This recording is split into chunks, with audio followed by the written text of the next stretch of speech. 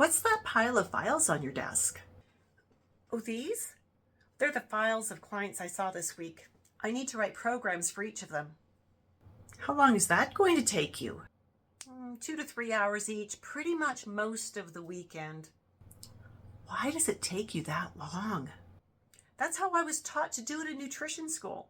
Spend an hour gathering information from the client, then spend a couple of hours creating a program.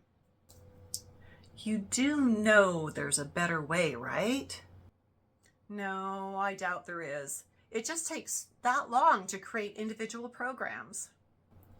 Then you haven't heard about constitutional iridology, have you? Really, it helps you gather information and guides the program creation, and you can get it all done and done well in an hour.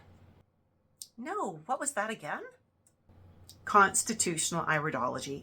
Stick with me. I can teach you how to assess your clients quickly and accurately and get your individual programs created while you're with your clients without sacrificing the care you've built your reputation on.